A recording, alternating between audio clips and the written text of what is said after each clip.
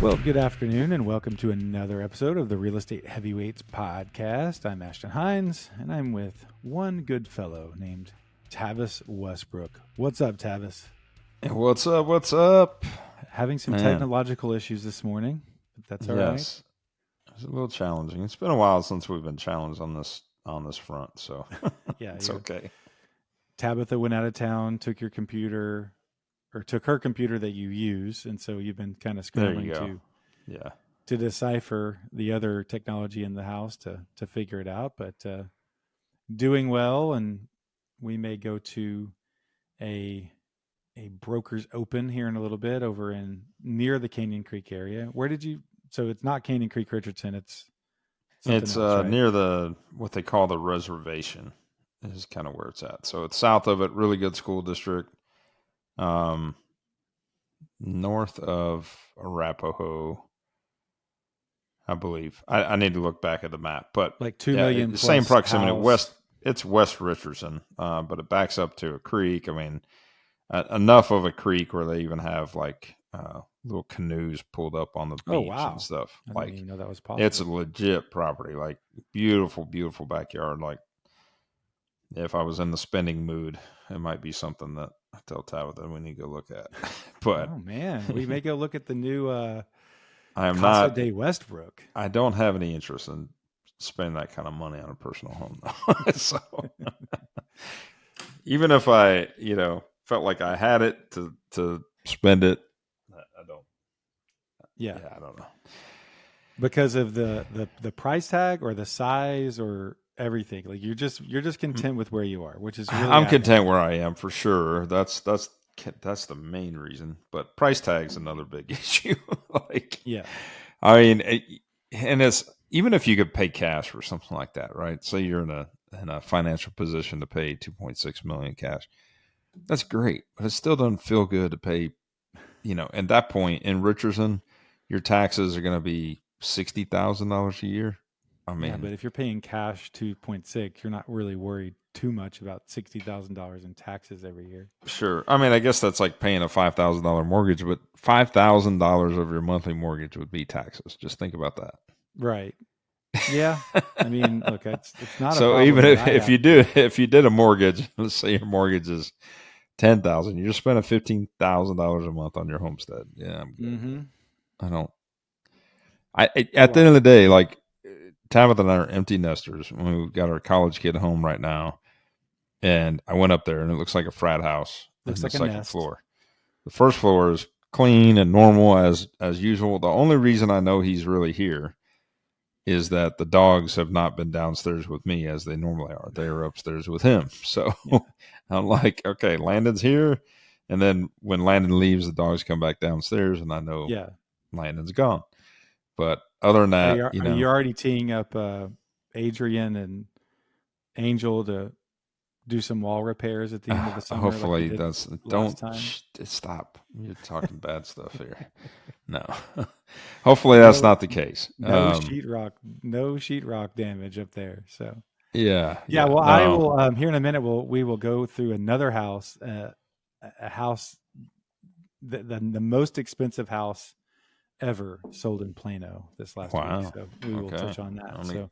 Excited to see.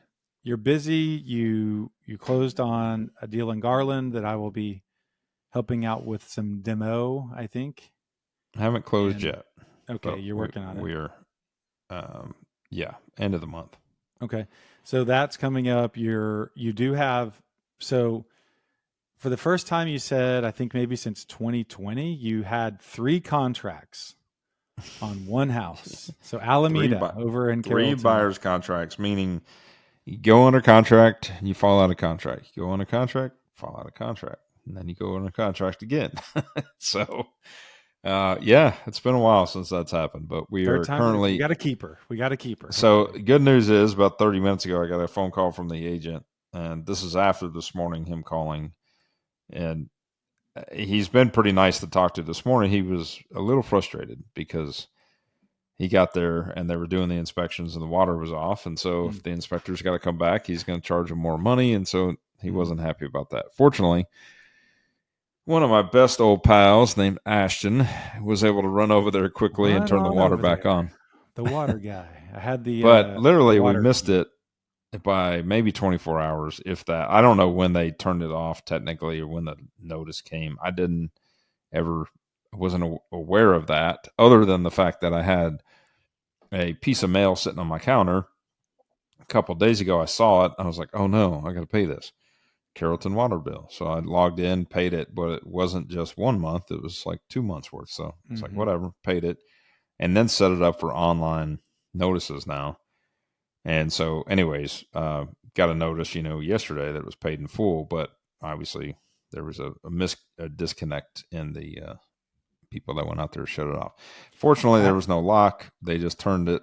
But then you have an inspector and an agent, both that are kind of like on the edge, because the agent told me, well, he goes, well, I had a key in my truck, but I just, I don't want to be responsible. I'm like, oh God, whatever. So I get it. I understand the liability, but I am the owner. I am the builder.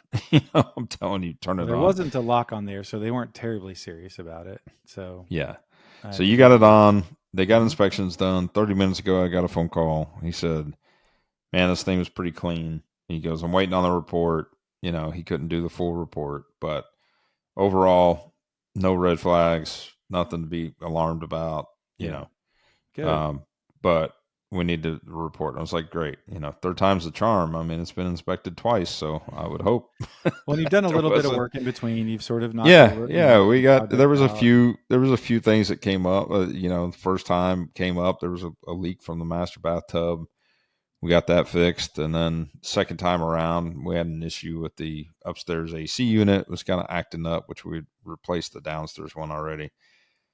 But the upstairs inside unit was being temperamental. So, just I'm glad I heard you say that the other day on the phone, and it validated. So when I did an open house there, I'm like, man, this air unit seems to be running all the time. Yeah, you did tell me that. It's kind of loud, and so I was like, maybe that's normal. But so I'm glad that it came up and you were able to fix that. So, so busy. Montego is underway, making some progress down there. I've been underwriting several deals. I found Keller Williams. Our office is part of what's called the Go Network.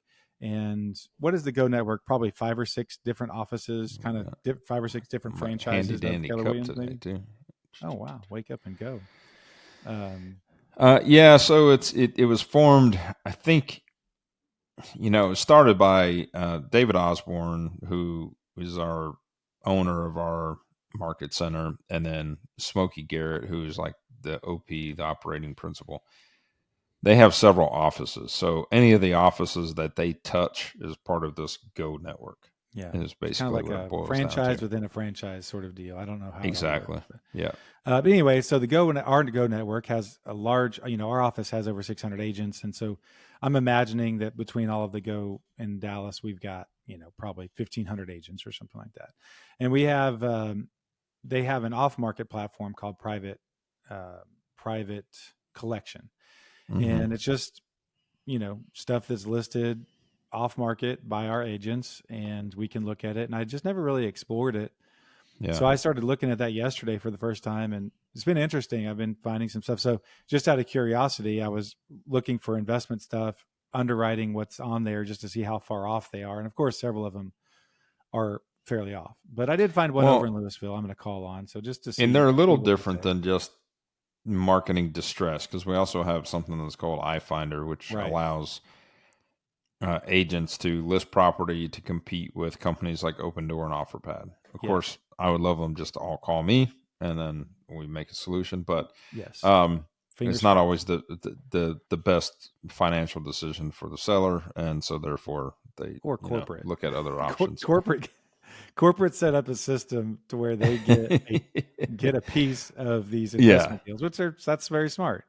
Yeah, but of course. When they were just going to the neighborhood investment guy, Tavis Westbrook, it was way better for you, but they were not getting a chunk of that. We were getting deals done, and everybody was happy. They kind of figured it out, but they threw another option in there. But I mean, it still happens. Like, it's funny. I still get overlap quite a bit. Like, I'll get the update, or I'll get the notification on email that it went out. right? iFinder posted this property, blah, blah, blah. And then a day later, 2 days later or something, I'll get a phone call or I'll get a text from an agent. It goes, hey, it's so-and-so in the office. Da, da, da. I got a property I want you to look at. And I was like, oh, is this on iFinder? Because I saw it on iFinder too. Yeah. So, yeah. they're like, yeah, but, yeah. So. Yep. So, well, our house is for sale, of course. We've talked about it, and we are one of 4 houses on our street that are for sale, unfortunately. But one of them did go under contract, active contingent. So it's a contingent offer, but it is at a good price. I don't know what price they accepted, but I'm assuming if they accepted a contingent offer, that maybe it would be a good number. Did they have 3 bedrooms up? I would have to look. I don't believe so. That's I pretty wonder if rare that was here. Yeah, I just wonder if that was the trigger for the buyers that walked your place. And we had some people came by, really liked it, but they wanted 3 bedrooms. Which yours would have 3 bedrooms up if you didn't have the media room and the game room. So, and I think when we built, they could have put a window in the media room and it would have made it a legit bedroom. So, but we chose to do media, which is cool. And I mean, all the model homes always have the media room, and it just makes it feel neat. I mean, we definitely have not used the media room nearly as much as you think you will when you tour the model home, and it looks awesome. But I mean, that's why it's there. Now home gyms have also become such a big thing that you could it works out great for like doing a home gym if you don't want the media room side for sure. Of it, so. Yeah, you could clear it out, do a gym, do a little sauna. That'd be nice. Yeah. Got that going. Got a buyer that you put me on to. Going to go show him a property up in Crum on Saturday. Got a open house in Watauga on Saturday, and an open house here. Holy cow! On Sunday. What in the world's making you want to go to Watauga? Is that over there by Keller? I don't even know where it is. It's past Keller. Watauga is very far. Watauga is like the other side of 35W. Is it by Fort Worth? It's on the other side of Fort Worth. I mean, it's north of Fort Worth. Yeah. They said, hey, we have something in Keller. And like, oh, actually, no, it's Watauga. I'm like, okay, yeah, that's fine. So I offered to do it. I may have to. Watauga may be just east of 35W. I don't know, man. You got to look at the map when you make these decisions. Okay, so it's on the edge of North Richland Hills and Watauga. Yeah, so I'm looking at it right here. It is on the east side of 35W, but it's still going to take you an hour to get there. Yeah, it's just south of Keller. It's on the west side of Hearst, Richland Hills, Keller. Okay. Whatever. So yes, I'm kind of doing it as a favor as an agent. Seth, who's the boost coach over at my real estate coach at the office, someone had reached out to him asking if any of his people could do a Watauga open house, and so I offered. Let's talk about that for just a second, because I think listeners, that's something that even in any successful people you listen to. I was just at the KW Wealth Convention, and a lot of people have different coaches for different things. Brett Tanner, who kind of runs and organizes the KW Wealth, he's adamant about hiring people and putting money aside. He even talked at one point putting 10% of your income, aside every year to go towards coaching. I would and things like that. So so far you just started this. What do you think so far? I mean, what do you think about it? I like it. And actually I've had this conversation with Luke, my son. Okay. 19-year-old son who's, figuring out life, tried out Texas Tech, wasn't for him. About to be gone for the summer, marching in DCI, playing trumpet again. Yeah. So super dedicated, but Luke. We've had these conversations, and I told him my definition of wealth would be to be at a place in life to where I could hire a coach for most everything that I needed. A nutritionist, maybe a personal trainer at some point, or a real estate coach or a business coach. Hiring professionals that know what they're doing, if not every day, or every week, but just having accountability, because I'm the type of person who does really well with accountability. When I know that tomorrow I'm going to have to get on, the best shape I've ever been is when I had the accountability to go boxing, because I took the trainer to the gym every day because he didn't have a car. So I had this accountability, and that, I mean, I was very dedicated to that. You know, I did a weight loss deal one time where I had once a week I had to go in and weigh in front of a bunch of people in an office basically. And that'll make you try harder when you have that accountability. So having this with Seth, and if I use the system like it's meant to be used, I think it could be fantastic, because and they're not complicated, but they have these metrics of like, okay, just write down how many calls you're going to make this week, how many person to person meetings do you want to have, how many contracts, and you're just putting it down, and you're just keeping track, and you're keeping yourself accountable to these numbers. And so it was very eye-opening to go through. I mean, he's done it a few times, but they're changing the program slightly. But all that to be said is it's a little bit more one-on-one right now, and really trying to, try to drill down. And what we talked about yesterday was just getting into reps, and it's all about reps, Well, and you mentioned, your idea of wealth is being to a financial point where you can do that. Obviously, not everybody is in a financial position right now to spend additional money on, personal trainers or, coaching coaches or wealth building coaches or things like that. But it is that you keyed in on a main point. If you're struggling with, accountability, and you need that accountability and you're willing to do it, definitely hiring a coach in whatever space that may be. And for you right now, just to get deal flow, having that accountability that somebody other than, you and I have become great friends. We've had a lot of these conversations over the years, but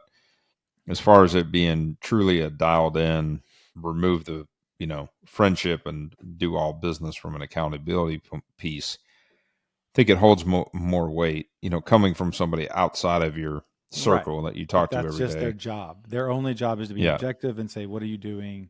Here, try this. But it's not rocket science, right? It does come down to the numbers. It's a matter of knowing your numbers and tracking your numbers. And sometimes we get busy and we get consumed and we get sloppy and we don't track them. But when you do track your numbers, it's amazing what happens, because then you're aware,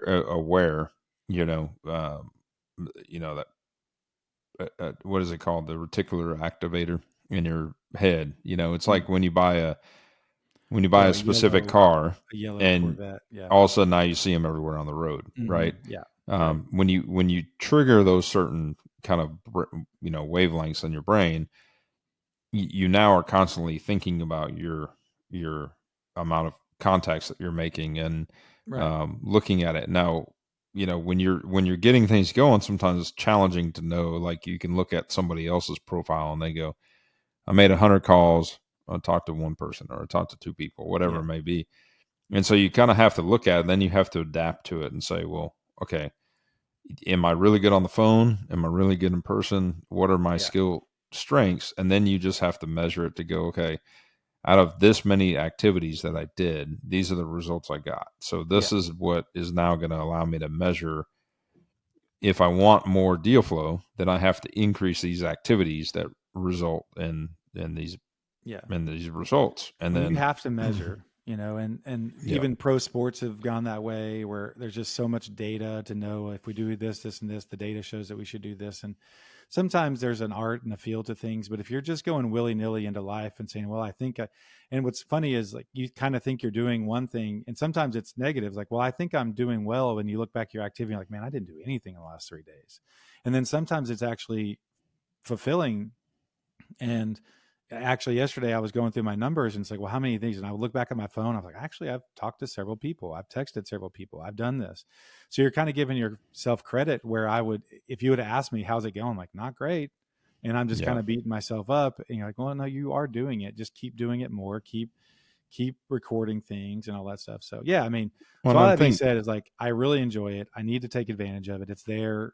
That's why Keller Williams, that's why I pay a split. That's why I'm a part of his coaching programs. Like, might as well take advantage of what's there. And we talked about it a little bit the other day, and we're all guilty of it. But it's easy sometimes to give up on one thing because it's hard, or it's not working, or it doesn't seem like it's, doing what it's supposed to do. And then you end up chasing another rabbit hole that you feel like it's going to be better, right? You get a little bit of the shiny object syndrome where it's like, oh, that looks really cool. And that person that worked really well for them. So I'm going to go do that.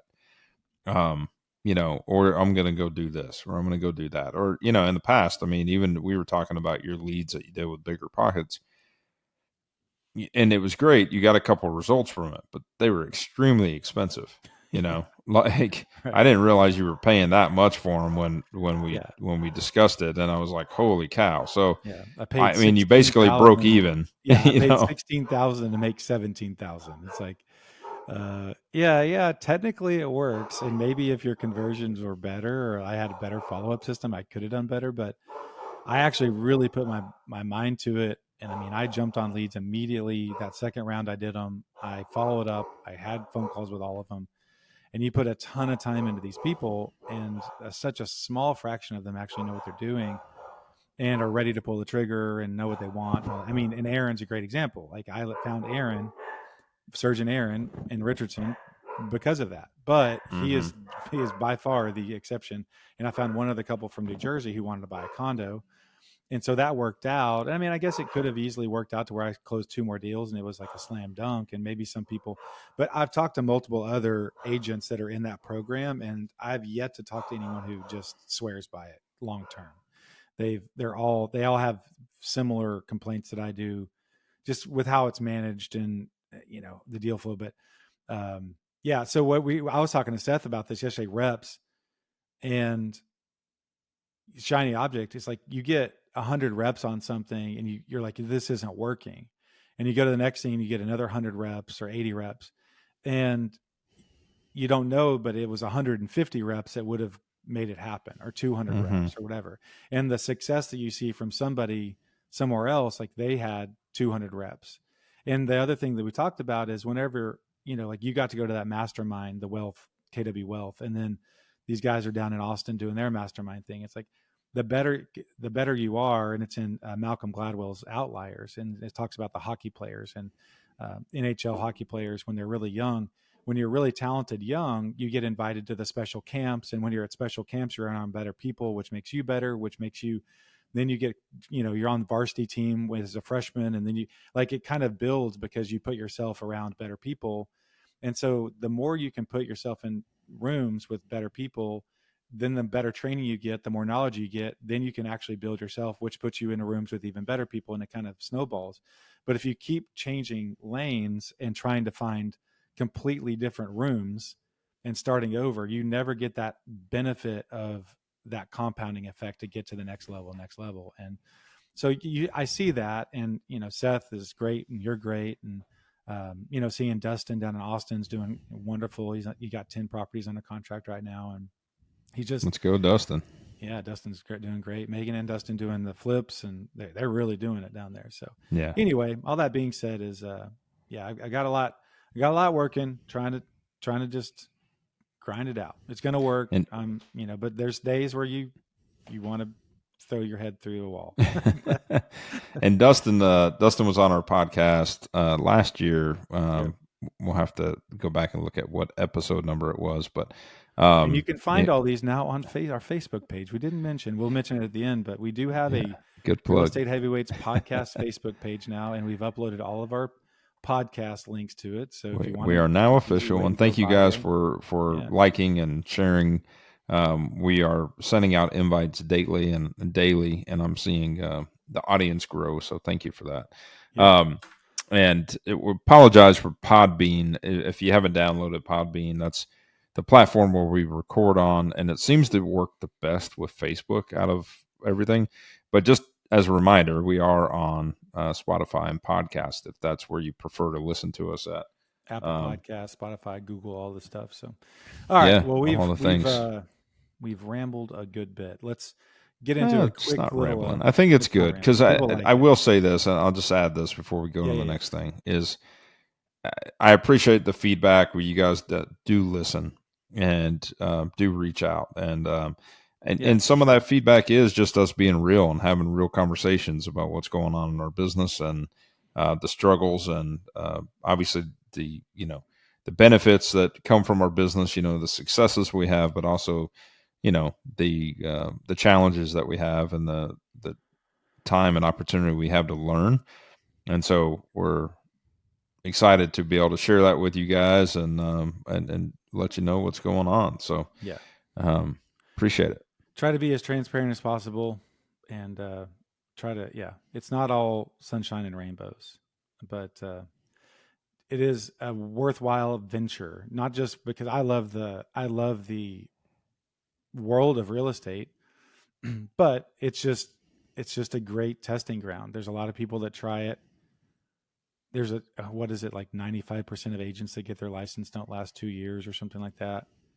So it's a testing ground where people think it's easy, and it's they see the successful folks, and for me personally, it's something that I genuinely do love, but I want to push through, and I want to get to the other side and have a steady, replicatable business.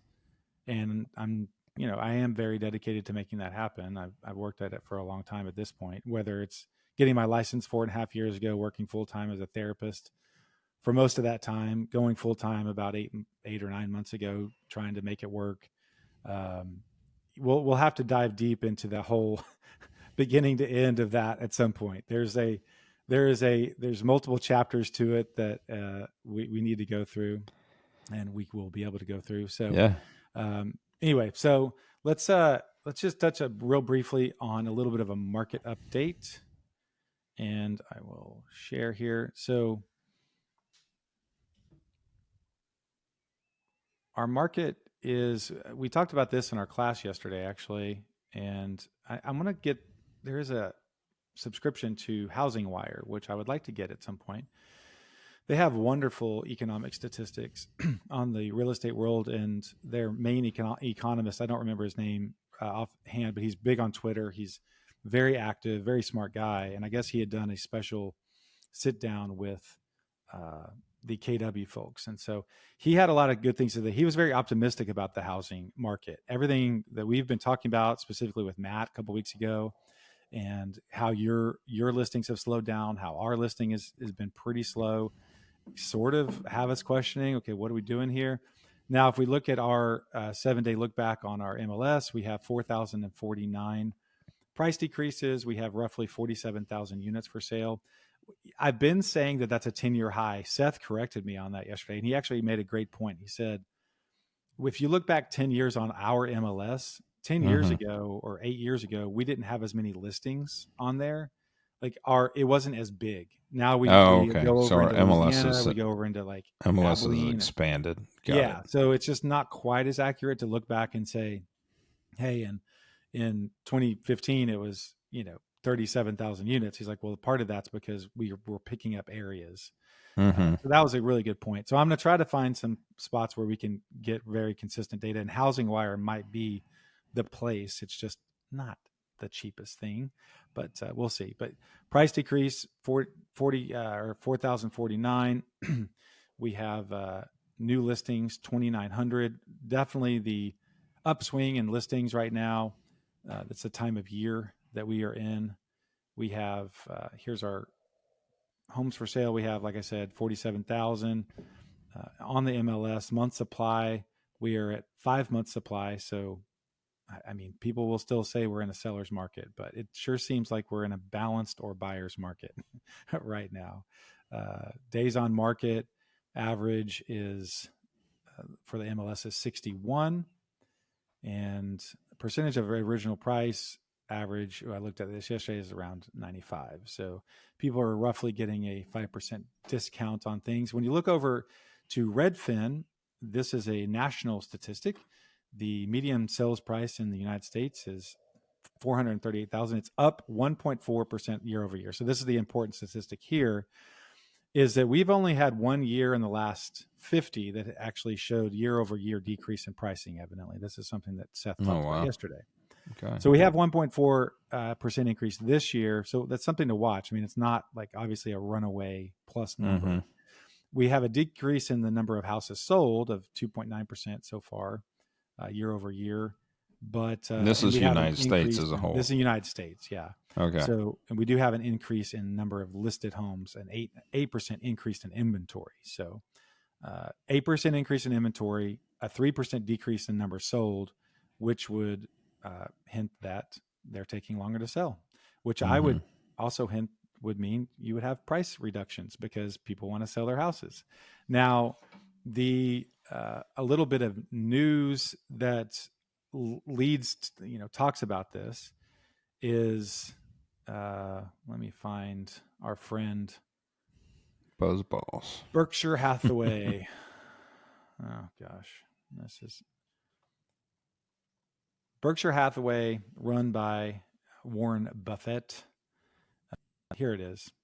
He is predicting that as bucking the trend where Q2, April, May, June is your high activity months of real estate. Berkshire Hathaway is predicting that Q3 will be it. So in the fall, summer and early fall will be actually much more active than the spring. And they're putting money on it. And their take is that they do feel like we're going to have a pullback in interest rates a little bit later in the year. And there's going to be a lot of inventory out there. And they do feel like people are going to just start jumping into the market. Now, who knows? You can't predict everything, but this is what they're saying. It says the Berkshire Hathaway, while the summer and spring home buying system should be still robust, it's likely that sales volume will be lower due to irrepressible home prices and mortgage interest rates. However, they foresee if consumers continue to hunker down through the first half of the year, interest rates could fall slightly. This is their prediction. So interesting. Thank you, Warren, who has announced his retirement from being one of the wealthiest people in the world. Yeah. All right. Let's talk about a little bit of news. And we will click over to, oddly, Warren Buffett's business partner, Charlie Munger. And this was last year. So this is funny because this popped up on Yahoo. Billionaire Charlie Munger said, if you want to add value to a home, invest in lush landscaping. Spend money on trees and you'll get back triple. And so I was like, I wonder what Tavis would say about spending money on trees. Will you get back triple your value? It's a very hard number to actually, figure out. But what would you say to that? I mean, as far as trees go, they're hard to replace, right? So, if they, like for instance, my trees were probably 50 something years old and they got damaged by the freeze and I had to cut them down. At your house? And yeah, in my house. So I put some of the biggest trees I could get within somewhat of a reasonable budget. Cost me, I want to say almost $4,000 to put 2 trees in that were 20 feet tall to get a head start, which the red oaks and, 20 feet tall means that they're approximately 10 years old already. So, I would say that they're definitely worth the investment, depending on placement and how you do them, because sure. a nice mature tree is definitely a luxury to have. And it's not something that you can just instantly put in place. It's pretty wild when you look at a place like Katy Trail, for instance. And those trees that they put in over there, those things are pretty mature already that they bring in. Katy Trail Ice House in Plano. Yeah. And those things are like, the root system on them are already like 10 feet in diameter when they go plant them. But those things have probably got to run, I don't know, probably $5,000, $6,000 a piece. Let me tell you this. When I was at Pepperdine, they had some sort of freeze or something, and they had palm trees. And the word on the street was they replaced all these palm trees. To replace a full-grown palm tree was $25,000. That was in 2002. So to do a very mature tree, I think it's way up there. And plus like the actual labor to dig something that big and haul it over there with a big old truck and put it in there, it's like, I don't know. But I did think about this. I would love if money was not an option and I was like, a house designer like you or your buddy down in Midway Hollow, I would love to design a house at least with landscaping being on equal footing to the house, if not sort of starting with that. Either bringing in some amazing trees or some courtyards and like really investing in some mature high end type stuff and really making something special, because to me that would just stand out so much. And I know that was kind of a mid-century Frank Lloyd Wright type thing, but I would love to see it done now where you spend significant amounts of money on really unique high end landscaping and then build a house around the idea of the views that you get from that and the experience of courtyards. Yeah. That sort of thing. I would love to do there was a really cool house design that we did years ago in Little Forest Hills, and there were some really big like pecan trees and some mature trees. And so one of the things you can do when you're building a house is you get your land survey or your boundary survey, and then you can actually ask for a topo survey, which is going to give you the topography grade of it. So they're going to measure, the elevation front to back and side to side of the lot. Another thing that you can ask for is a tree survey. So they'll actually go and look at the species of each tree, and they'll mark approximately the diameter of the trunk for each one. So then you can actually take that back and then lay your footprint out on it on top of that survey, and then decide if you're going to, what trees you're going to keep, which trees you got to take down, and you can actually design and work around it. So we had one that was like really cool, a really gigantic tree, and like I was building around it and like a C shape, and was excited to do it. And unfortunately it required rezoning the lot into 2 lots, and we didn't get approved because the neighbors shut us down. So went through that experience, but it would have been really cool to do it. So Walter, our buddy Walter Barraza, who's a wonderful listener, and it's funny because everyone calls him Wally, but I've known him, since we were in high school, so I've always called him Walter. And can't get on the Wally board, but even though it's really cool, and he spells it out like the Pixar, movie, as far as WALL-E. Nevertheless, he showed us a property being built in his neighborhood yesterday, and I was very impressed with the finish, the fit and finish. Now seeing it all come together, but and we're just looking at the exterior. But all the trees were well protected. I don't know if you noticed that, but they did a really good job protecting those trees. So, that's one of the biggest things. I don't know why they did it, but that Custer house, I got to go back to my, my flagship property. Cut down your trees. Well, the front tree got cut down by the owner I sold it to, which it could have been problematic. I mean, it was a red oak, and knowing that I had to take down my red oaks, I mean, it's possible it just got damaged by the tree or by the freeze. There was a big elm, a cedar elm in the backyard that was super mature that I built the deck around it. And when they sold the house last year, it looked like that tree was in great shape. For whatever reason, the current owner cut it down. So now, like, all the backyard used to be shaded, and the deck used to be shaded, and like it was perfect for the house.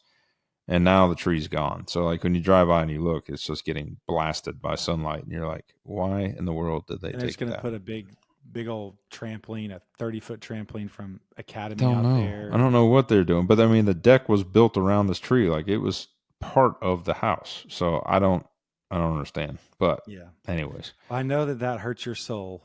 Every time it does hurt my soul. As long as you don't go by, here's where Tavis will go into a 2-week depression. I'll have to do the podcast myself for 2 weeks. If one day he drives by and they've replaced his metal fence with a board on board cedar please don't do that. Please don't do that. So proud of that fence you did. I remember you sending me pictures of that. Well, and not only that, one day they'll board on board. That was partly by design, in the sense that the city had a setback on that corner. And so if we didn't do that kind of design that you could see through it, then you would limit it to a 4-foot fence.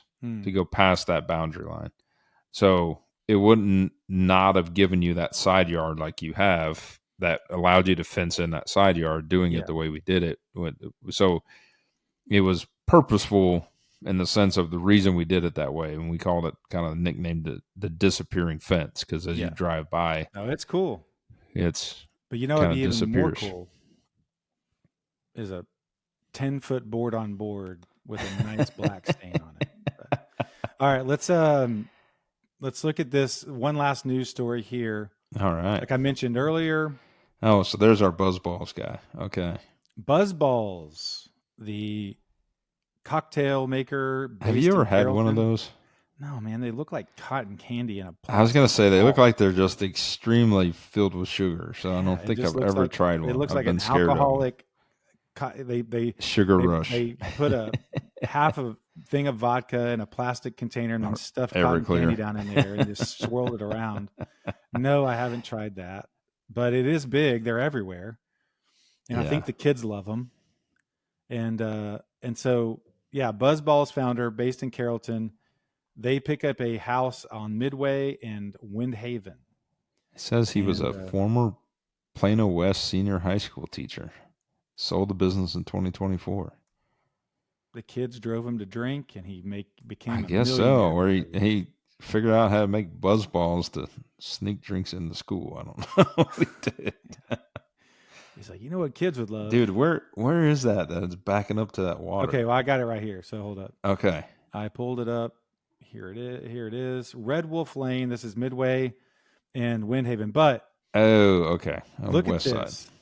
I mean, it looks like you're out in Watauga. It looks like you got 5 acres in Watauga, out in the middle of nowhere. There's not people. You got a helicopter. Look at that. That's a perfect infinity pool. Like they match the color to the pond in the back perfectly. Yep. Like and they got that's the ideal like there. Infinity pool when you're coming off the balcony. Like it matches the pond behind you, and that's cool. I would say that their diving rock is undersized. I mean, if I'm going to critique this at all, but they do have a private pond. This house is amazing. They've got tennis courts. It's very Texas limestone vibe. I mean, do you still call it a tennis court, or do you now call it a pickleball court? Well, that's a tennis court because they play tennis. But if it was shorter and it was so pickleball is smaller for elderly folks. Sorry, Mom, but I mean, if it was that, it would be called a pickleball court. But so this is what's interesting. I'm gonna click through a few pictures here, and for those of you playing at home, 5805 Red Wolf Lane, and now you can check out our Facebook page. I will link this on there. Another fun feature of having a Facebook page. But that's what we can do now. I want you to. I'm going to click through a few pictures here, and I want you to tell me what will drive me nuts about this photographer. So, we have a house. It's very beautiful, and you can see outside. Got the ivy, the vines coming up the outside. You got custom furniture. A lot of custom furniture, and pretty neat. A lot of windows. Yep. But I don't know if you've noticed yet, but this person now this sold in 2 days, so they didn't need this. But this photographer chose to not turn on lights. Yeah, I was gonna say either didn't turn on lights or his editing. Oh no, he doesn't have that light on. Look at all these. Every can light in this house is off. I guess he just wanted to show that the natural light, but I mean, you could do that with the multiple exposure systems that they have now. The 3 exposures that does a great job. I don't like that angle. Like that angle's off. Yeah, this guy was trying to be all artistic, and he's like, "Let me show you something. I'm going to do this without turning the lights on." I mean, it's sold, but yeah, you're right. I mean, there's some lights on there, but it's really dim. And then the outside patio, that would have been nice, beneficial to have it. Sure, but I don't know. I think the master, no lights. That kind of looks like a hotel pic, I mean, that's a cool picture. Both of those are cool. They're wanting you to look outside. I mean, it's got a great view of the outside. Gives you that peaceful, tranquil feel. Yeah. These people are. But why don't you have lights on in that picture you just showed me? Go back one. Yeah. That master bath, that should have lights on. It's got really cool sconces. Like, turn those on. Preach. I agree with you. The closet. That's cool. You got to turn lights that's a on cool in the picture, closet. but yeah. Oh, no. I don't know. So this sold for 16. Look at the kitchen. Look at this. Not one freaking light. That's bizarre. Sold for 16 million. Set a record in Plano. Really cool. Beautiful house. Custom made pool table and what in the world? Shuffleboard. Look at that. That is wild looking. An art installation that happens to be. If anything, go to this thing and find the pool table and the shuffleboard because that is amazing. 5805 Red Wolf Lane. Well, Walter, go check this thing out. Well, this guy's an audiophile too, because look at all these speakers right here. Oh yeah. Okay, so check this out. Cool bar. Thanks for turning on lights in the bar. One of the best media rooms you'll ever see. Wow. And they did turn the lights on. I mean, but are you going to have that many people over to watch a movie in your house? No. This guy doesn't trust that many people. This guy has a small circle of friends he trusts. I mean, my family might. I mean, we might have a crew and that could fill that, in our close family deal, but holy smokes. 1, 2, 3, 4, 5, 6, 7, 8, 9, 10, 11, 12, 13, 14 actual chairs and then a whole sofa. So you could easily fit, let's say, 20 people here to watch a movie. Easily. So, yeah. But beautiful, beautiful home. Great view. Gorgeous. Set a record in Plano. Look at this garage. Yeah. Luxury garages and somebody's building this. DFW should feature this house. Somebody's building this crazy, I don't know, is this part of his buzzball, manufacturing equipment that's creating these table legs or what? Some artist is charging rich people $20,000 to make a ping pong table out of an art installation. That's a heck of a garage. So were they Airbnb in this thing? Because I don't know. That is not a lived-in garage. I don't think so, because look at all these speakers and stuff, and there's a sign. Speakers, and he's got arcades. Unless he's got a separate shop to park your car. He does. Watch. Oh, look at that. Oh, looky. So was this part of your search this week to go on your page? I saw this. It was just they set a record in Plano, and I looked at it. But yes. Another page I'm setting up is luxury garages and hangars of DFW or North Texas. We will be featuring houses with amazing garages, and it's going to be great. And airplane hangars and anything for the car enthusiast and or aviation enthusiast. Yep. Ashton is going to be your go-to page to go and check out any and all, so you can put it on your vision board and then give Ashton a call when you're in a position to pull the trigger on something. Got quite the private pond there. So. Holy smokes. Yeah. Wow. So how many acres is that? That is, I'm glad you asked, 6.7 acres. Okay. That makes sense. Is that their own private pond then? Yeah. That's a private pond. Holy cow. And this is right around the corner. I mean, this is 5 minutes between you and I. Yeah. I mean, you would never know it. Unbelievable. Yeah. So, very, all right. very well, cool. We are bumping up on 47 minutes. Would you like to do the Would You Do It Again real quick on your... Yes. Well, my wife reminded me after the podcast if you asked the question. So I did. So let's talk about it. Let's do our segment of Would You Do It Again? And last week, Tabitha brought up to me, she wanted you to talk about, would you do the tub filler from the ceiling again? So I don't know what house that was in. And was it a complete mess? So you might be a challenge to find this house and see if it still has pictures available. This was on Birch Lane. I want to say off the top of my head, 407 Birch Lane. Dallas? In Dallas. No, Richardson. Okay. Yeah. Well, I'll look for it. You can kind of give us the background real quick. Okay. So this goes back, and we've talked about this before.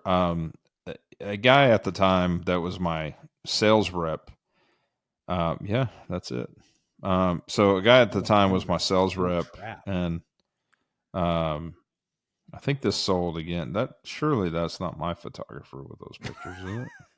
Would you hire? It might have been. Maybe we've just maybe we've just graduated to a different thing. But mind you, this is 2013. So if you click on that tub picture, go up. I wonder if it's got an angle. Oh, here we go. Yeah. Here we go. So this is the wall filler though. Well, it confuses you because there is the valves were on the side, okay, and there was a diverter in the middle that allowed it to go to the handheld.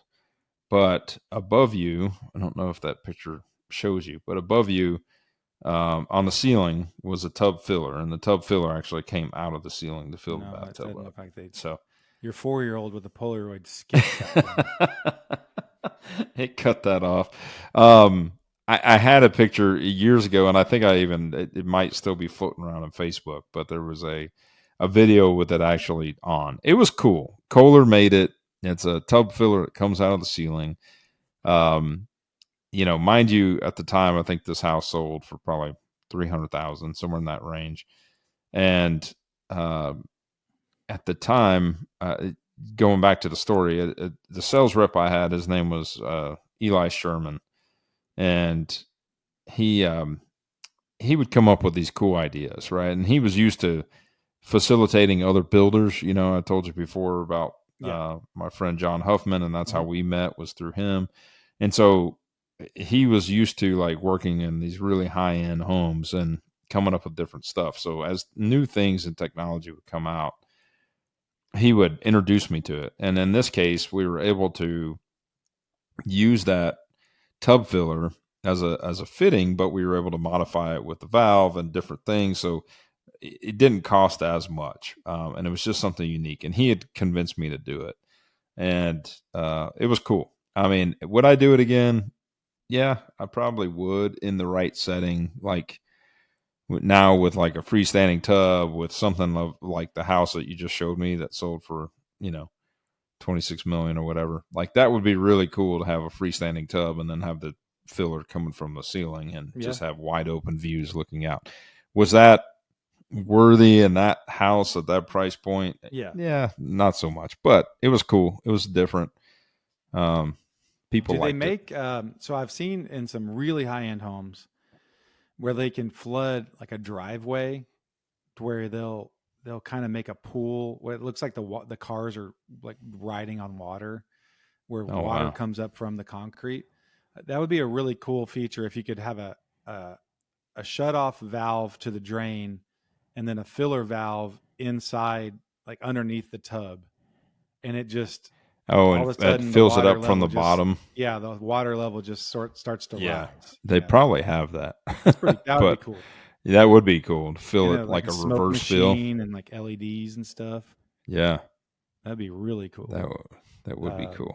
So, are there any plumbing things that you thought, okay, I thought this was going to be great, and this is a horrible idea? Like you got into it and it just didn't work, or it made a huge mess after the fact, and you're like, I'm not doing this again. One of the challenging things that you see done, I think they look super cool, but it's like a vanity faucet wall mount. So like sink faucets that are wall mounted. Yeah.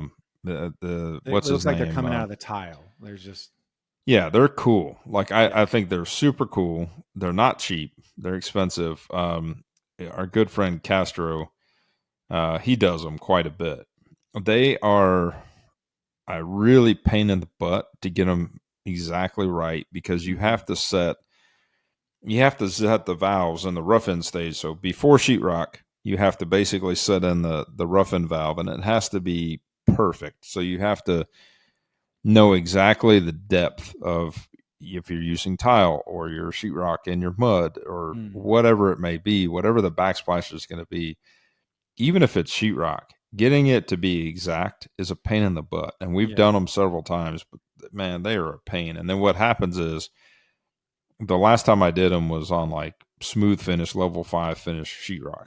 So you get the sheetrock perfect, and then now you've got to go in there and modify it or make a change on the final for a punch list. And then you got to patch the sheetrock. And then I made the mistake of doing that and then have an LED mirror that was shedding light right on our patch. It was not the easiest thing in the world to fix. So it ended up being like a multi-step process, and it was like, okay, I'll just go with a deck filler, so some things you got to think of. The PIA factor is real when it comes to construction. So even though it's cool, sometimes it can be extremely problematic. What was the other thing? You had brought up something about. I brought up, so real quick, I will say from a plumbing perspective, I think you see a lot of things that are problematic in restaurants and some hotels. The restaurants, I don't know who they hired to do their real creative. Like it's always they want to go like kind of kitschy and themed where they're using cast iron coming out of something weird and it's angled weird and it's like a huge mess. There's just like water everywhere. I've seen that several times. It's or at like, that, what is it? Really that Ford's garage is made out of all like copper tubing and right. That's exactly different. Right. Yeah. And it's like it looks neat, but some poor fellow has to come in here every 30 minutes, and this isn't a Buc-ee's, and they've got to come in here and like clean it up and make it look decent. It's impossible. But some designer 6 years ago got paid good money to come up with a really neat way to use like 1949 mufflers as a sink. And it's like, and like tires and stuff isn't like, I think the tires are like the sink basin and stuff like that. I remember it being pretty crazy. Would you do it again was you owned a cabinet company. Yeah.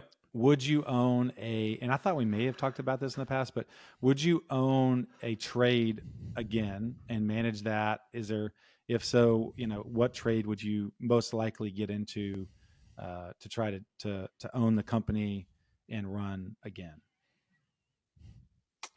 I learned a lot with that. I mean, I think it would have to just align wisely, from being aligned in ambition and being aligned. Any partnership ever, you want to kind of make sure you guys are on the same page on the direction you want to go. And I think that's probably the biggest challenge as far as like partnering with somebody, as far as like being involved in the day to day in a trade. That's not really my appetite that I want to do. Although I did learn a lot, being part of that company for 3 years, I learned a lot, and I brought kind of the design elements and the different factors to the table that allowed us to explore and learned a lot. Like at the end of the day, and I keep saying that, but ultimately it, I learned things being part of that company that I wouldn't have learned just being a builder. So that part of it was really cool. As far as picking a trade going forward, I don't know. I think like the opportunity to own a business that was operating at a high level and we could align it correctly with all the different pieces of the puzzle. I would say probably like a good service business, whether it's HVAC, plumbing, something along those lines, something that's specialty like cabinetry is very challenging to scale and get the right amount of people to operate at a high level in a very manufacturing way, other than spending a crap ton of money on a facility and automated machines. Like that was part of that business that we weren't. I was more of a lead with revenue kind of guy. Like before we go out and buy all these machines that are $100,000 each, we need to lead with revenue. So we got to do it the hard way first and do a lot of things by hand.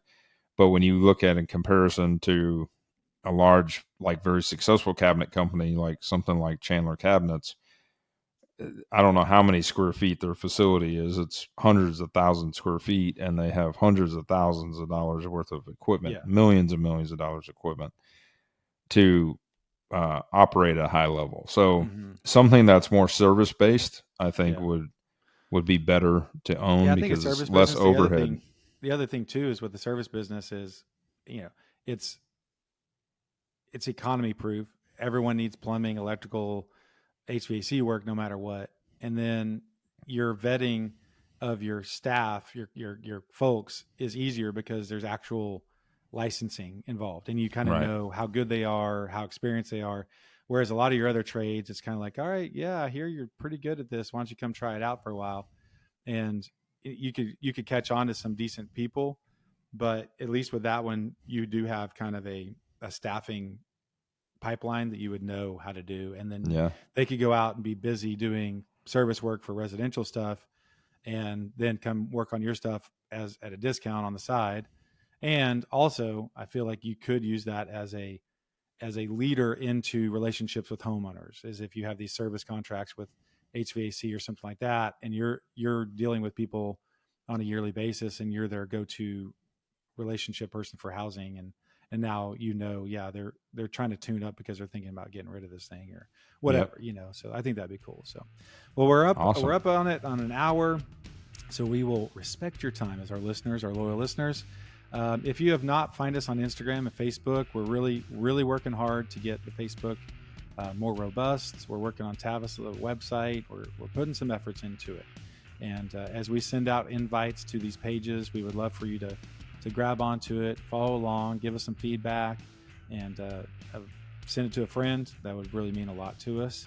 And continue to listen, subscribe if you have not yet, so you know when the new one pops up. And until next time, we hope you have a great day. Thank you. Have a good one.